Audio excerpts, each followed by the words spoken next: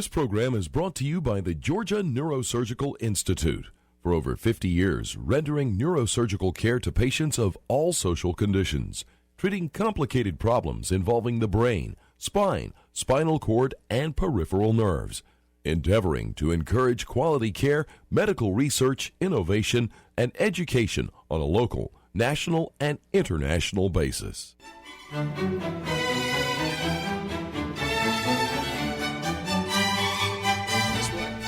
Good evening. My name is Joe Sam Robinson. It's my pleasure to have with us tonight Professor Jamie Cockfield of Mercy University.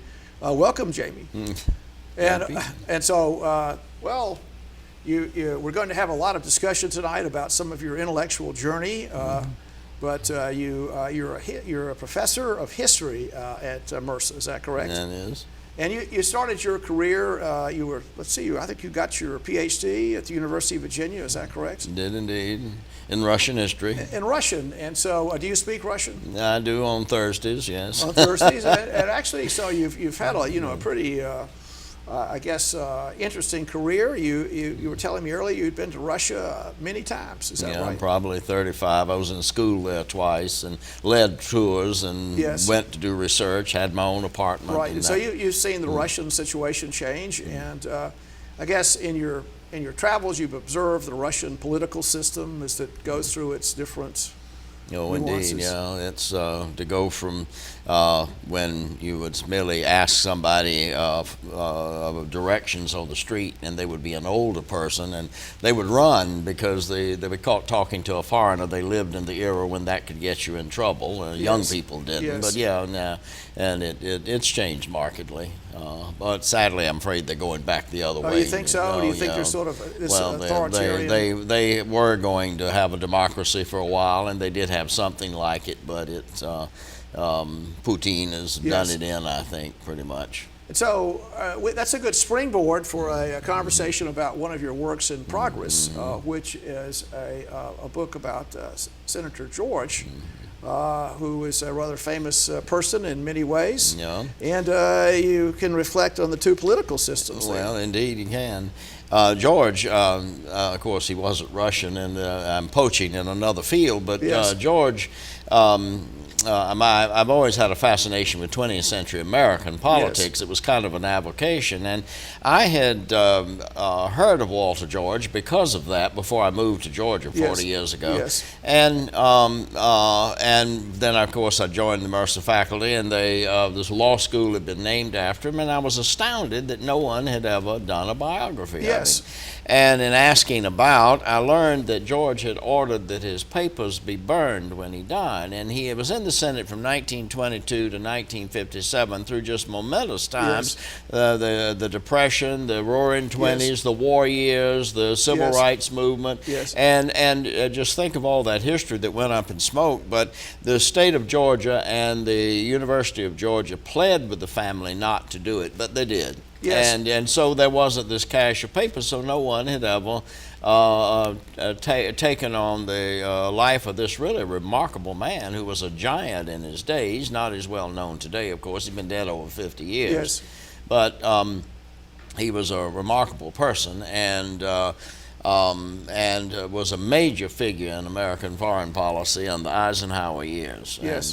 Well, what would cause a person to burn all their papers? Is that a well, guilty crime? I asked several people who knew him. That? I mean, why would you do that? Well, several senators have done. Senator Stewart of Tennessee did the same thing, and there have been others.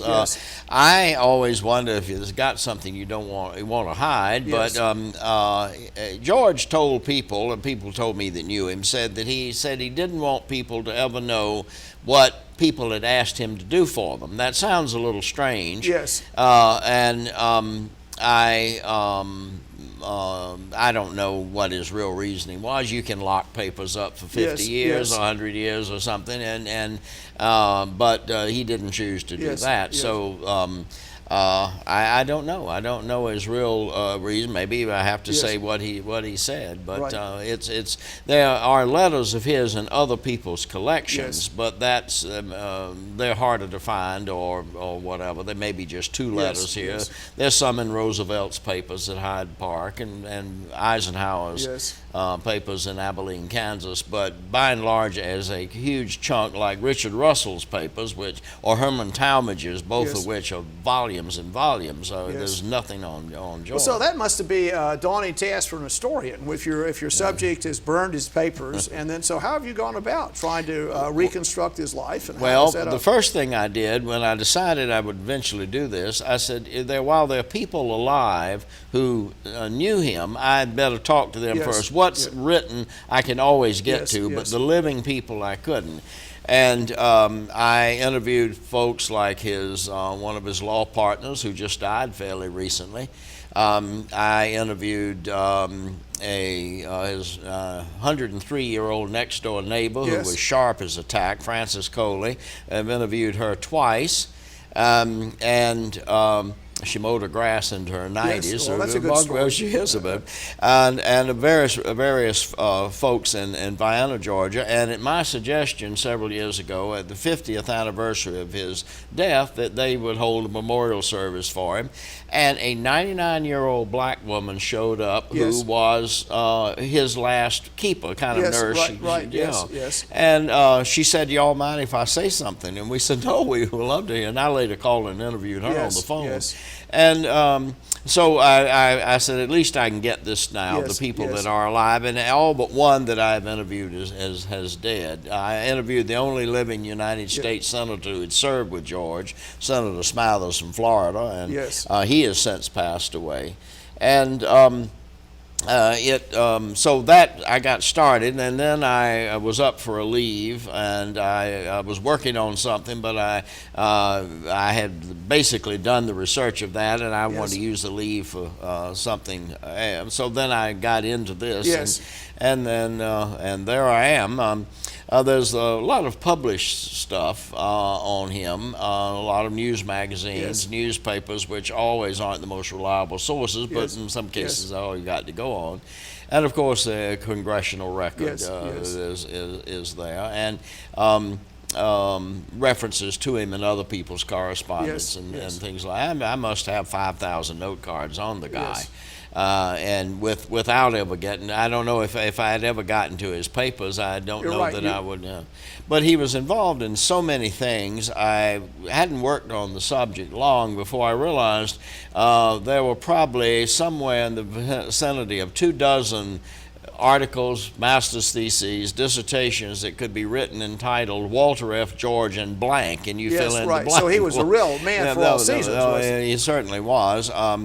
And he, well, among the things, he got Lend-Lease through the United States Senate. He was chairman of the Foreign Relations Oh, he did in Committee. 1940. That was a big deal. It was, and actually 41, but at any rate, he 41, was. or was it 4? I guess I'm wrong on that. 41. No, we were still. Roosevelt was still struggling with the isolationists then. Yes.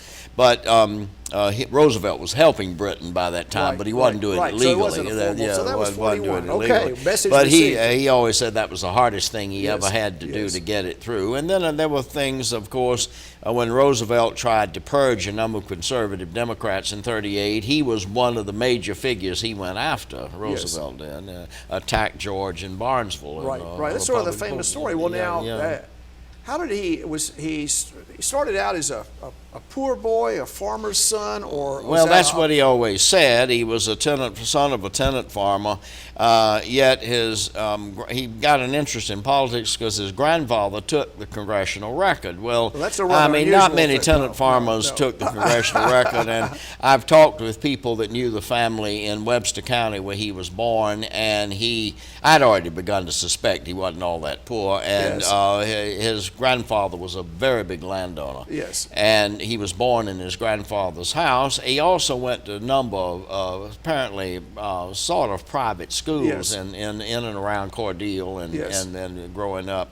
And And then, of course, came to Mercer, and then went to Mercer's law school. Well, that was kind of a big deal to start Oh, with. it He got was, a yeah. college education for many years ago. It was, yeah.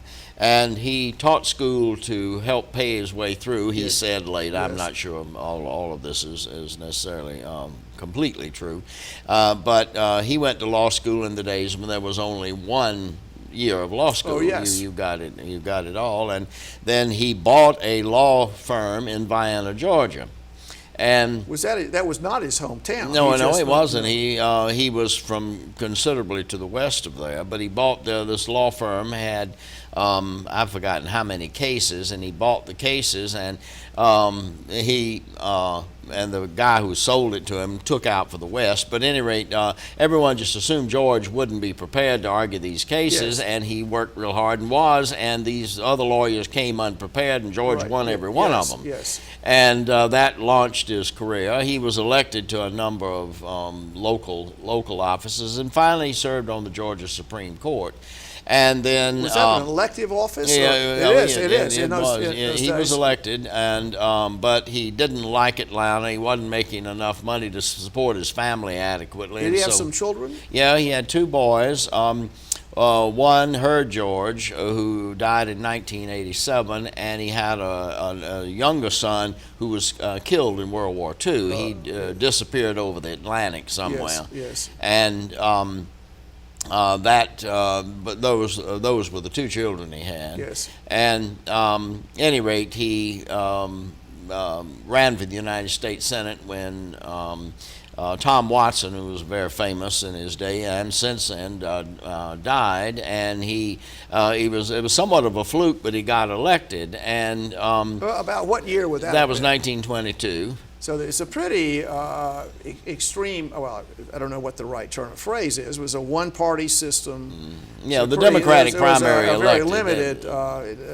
There's a lot of disenfranchisement and you could say a racist world there. It was. How did he do in that? Did he have to, George, oddly, 1922 was the first election in Georgia, I understand, where the state printed ballots. Before that, you brought a piece of paper and wrote. Oh, really? You imagine the possibilities of fraud and something like that. Obvious. And whereas a number of people, of course, in the South in those days made their careers race baiting and whatnot, George stayed markedly away from that. Yes. And for example, in 1938, when he was running, his speeches, those did survive. They're in the Walter F. George Museum in Vienna, Georgia. He says things like, when he's talking about, for example, the anti-lynching bill, which he was opposed to, but he would say things like our good colored friends, these good citizens of ours, and unlike, So he was, the politicians that use the N-word. Right, he was, restrained in speech and rather genteel affect. Yes. Exactly, yeah. And so he was elected to the Senate, and who did he run against? Well, the first time he ran against former governor and Senator Hardwick, who was from Sandersville, Georgia. Yes. And turned out the guy who had just been elected governor, it was a special election, hated Hardwick, and he didn't particularly like George, but he didn't want Hardwick to win, so he threw his machine and everything behind George. And then George had to run for the full term in 26. He ran against Richard Russell's father. Really? And Richard Russell's father sat on his front porch, and Richard Russell, who was then, of course, not a senator or governor, anything, did the campaigning. And George won that handily, and then he got a free ride in 32. And so his first real race was 38 when Roosevelt... well, let's discuss that a little bit. So we had, obviously, America in the 1930s, the tensions were extraordinary. The South was a locked-in Democratic section, with President Roosevelt being liberal and the constituency and the values of the Southern Democratic Party being quite conservative. I mean, what happened between? There's like a collision, tectonic. There would be a liberal that would come out of the South. Olin Johnson of South Carolina, both Senators Sparkman and Lister Hill of Alabama were always amazing. They would be very liberal, but usually you're right, they were conservative. What Roosevelt was, some people think he wanted to do was he wanted to completely align the Democratic Party and make it a genuine liberal party. Yes. And by getting rid of these conservatives and Yes. replacing them Right. with genuine Yes. liberals. Yes. And I think there was some revenge involved in this too. A lot of these people had scuttled New Deal programs. Yes. George would vote for weakening amendments, and then he would in the end vote for the bill, Yes, yes. but he would work with the Republicans to Yes, weaken yes, the thing. yes. So that was Roosevelt's motive. George was the first one of the people he tried to purge that he out and out attacked. Usually what Roosevelt did, he would talk about my good friend who just happened to be the opponent of Right, somebody yeah, he yeah, wanted to yeah, beat. right, yes. He would not actually come out and attack them. But Yes. George, he attacked with George sitting on the podium right behind him. Now, that's a rather good story, isn't it? I mean, so the plan was a complicated story about how President Roosevelt was going to basically attack Senator George at this conclave of rural people. Yeah. And, well, it turned out he didn't think George was going to be there. George wasn't invited by the committee that Roosevelt had put together, but the mayor of Barnesville invited him, and George showed up. That was a surprise. It was, and I guess it was too late to rewrite the speech, but George had gotten some very good advice from Governor Max Gardner of North Carolina, Yes. very shrewd politician. Yes. George really wasn't a real shrewd politician, very honorable Yes, man, but he yes. wasn't a real good politician. And at any rate, George, after Roosevelt attacked him, George publicly said, well, I hate that you choose this as a time to question my democracy, a devotion to democracy, but I accept the challenge. And the crowd just roared, and Roosevelt was totally rattled. So he counterpunched. No, he did, but gently. And in his campaign, he never attacked Roosevelt. Roosevelt was still enormously popular in Georgia even. A lot of people had kept their farms because of the New Deal programs. So he wouldn't attack Roosevelt directly. He might talk about carpetbagging. He would talk about some of Roosevelt's men around him that weren't very that he didn't like, but he avoided actually attacking Roosevelt himself. And so, in a way, Roosevelt has stumbled. I mean, in 1936, there was a huge victory, a tremendous power. The Supreme Court, I think he was trying to do something with the Supreme Court. That was the thing. George had been a major force in blocking. Although initially he wasn't in the leadership of it, he made a national speech supported by the American Bar Association, and that was something that was a major thing that helped kill it. Well, the program, I think, was just bad anyway. But Roosevelt really went after him after that. That was the thing that I think was amazing. So there's a little bit of, I guess, connection between our present days and the America in 1937, 1938. The Depression had come back a notch, had it not? Yeah. There'd been what we call a double dip, but this was a double dip depression. Yeah. So things were bad, and President Roosevelt wanted to swing the country more to the left. The Supreme Court were blocking things, and so he pushed hard to take the country to the left. No, he did indeed, and he was blocked by it. And he stumbled actually in Barnesville, did he not? Yeah, he did indeed, Barnesville, Georgia. And it's ironic, of course, a number of the conservative Democrats he tried to purge were his biggest supporters in 1940 in bringing the country out of its isolationism. George, for example, got Lend-Lease through the Senate. Well, let's discuss that. I mean, so you could say that Senator George was a courtly person, and he had won the punch out, if you could phrase it that way, with President Roosevelt. And then you would imagine that it would be an isolationist kind of person, but he was not. Well, he had been originally. He had run against, in 1922 as an isolationist, he'd run against the World Bank, the League of Nations, all of that, but he had gone through a transformation. And George themed frequently from this point on to the end of his career.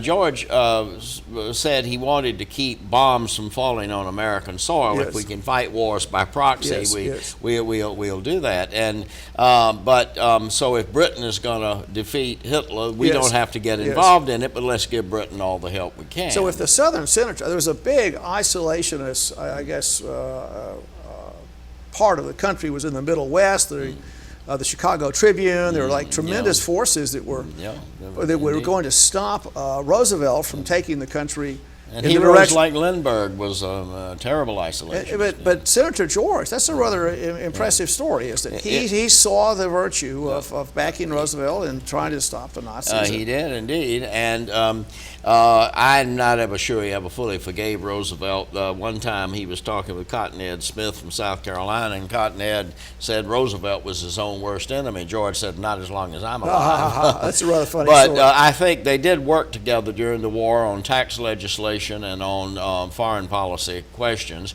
And at one point, Roosevelt was talking with him, and I don't know what they were talking about. Roosevelt said, but of course, if I know anything about Georgia politics, and then he stopped, and both of them knew what he, and then he said, and obviously I don't, and they laughed. So, but in the late 40s,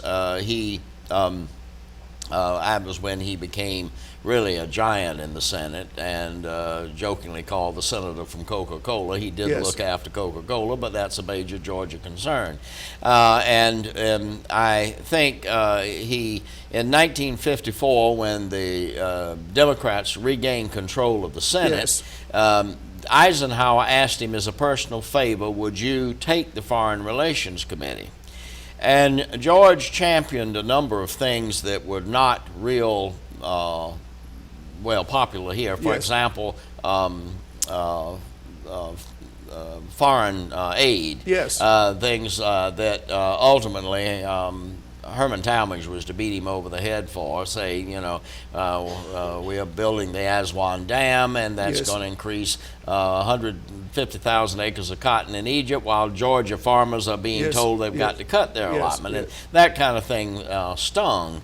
But again, this was Georgia's policy. Let's keep, if we're going to fight the Russians, let's fight them somewhere else, not here.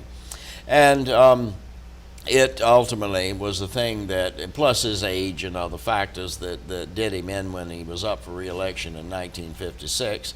But he was, one of, I think, his crowning achievements was he engineered the meeting in 1955 of the summit meeting of the major powers, the first time they had met since 1945. That's a huge deal. So, if you look at the end of World War II, the tension between the East and the West was extraordinary. The idea of nuclear exchange was in the air. There was the Berlin blockade, the Korean War, and how did that happen? I mean, how could a person from rural Georgia have that role in the world stage? He was an extremely bright man, but George said, I never want to see the day that we can't at least talk to someone. Yes. And this was the argument he would use against those, well, we don't want to sit down at the same table with the Russians. Yes. And George said, well, at least we ought to be man enough to talk to them. Yes. And that was the argument he used, and it made him an enormously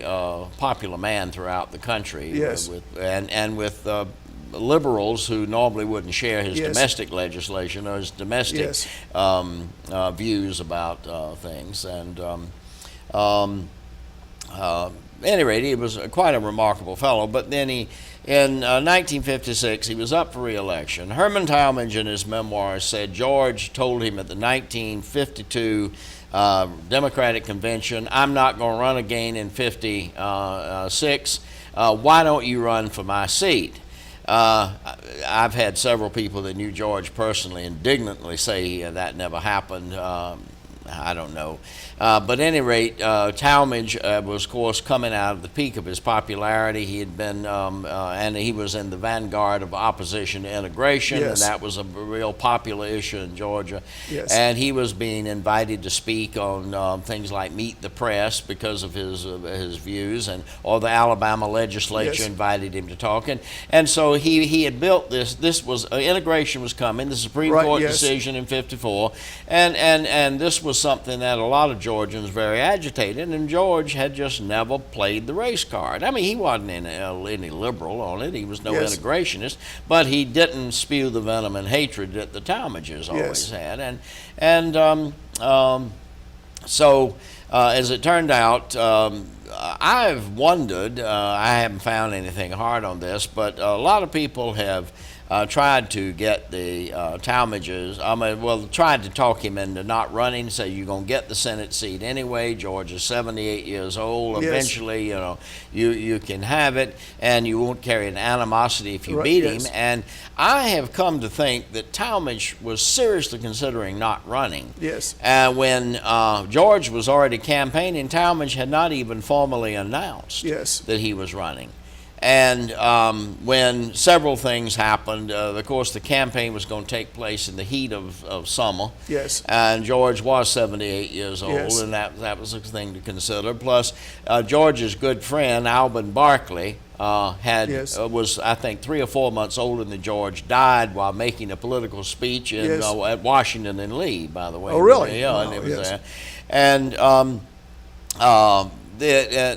several things came together, and then the desertion of the big money. Coca-Cola abandoned him, so did Georgia Power. They figured what it would cost to re-elect him. He's not going to live his outterm. Is that a big deal in Georgia politics? I'm throwing you a softball. It's a big deal in anybody's politics. Large political contributions are invariably investments, as we know. In those days, there weren't limits to what you could give, and so people bought politicians. A lot of politicians were bought. It's harder to do it now. And I think you had a rather interesting story about a person that was considering supporting Senator George, but he didn't think the investment could be. He said, in 1956, he said any investment in Walter George would have to be amortized over a short period of time because of his ill health.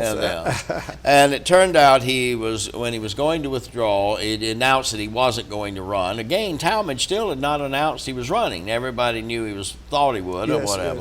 And what occurred, Eisenhower gave him a job, made him his ambassador to NATO. And as a sort of a soft cushion, something that he could use to make it look like, he wasn't just being forced out, which is what everybody knew was. He would not resign his Senate seat, though. He kept it to the bitter end. He was not. Governor Marvin Griffin would have appointed Talmadge in a minute, and George would not do that. And he stayed there to the last day. And Talmadge did run. The day after George announced he wouldn't run, Talmadge announced he would, and he beat M.E. Thompson, the fellow that was governor back in the year we had all those governors in '48. And of course, Talmadge went on to have a long career in the Senate, and he did some distinguished things. He was a major figure in the food stamp program, and a big champion of agriculture. Well, Jamie, we're about out of time here, but it's been a really interesting discussion, and the book proceeds, and we will wish you well on doing that, and have you back again to discuss some more of your insights into the always interesting story of Georgia politics. Indeed, always. So thank you so much for coming. Thank you. Thank you. Thanks.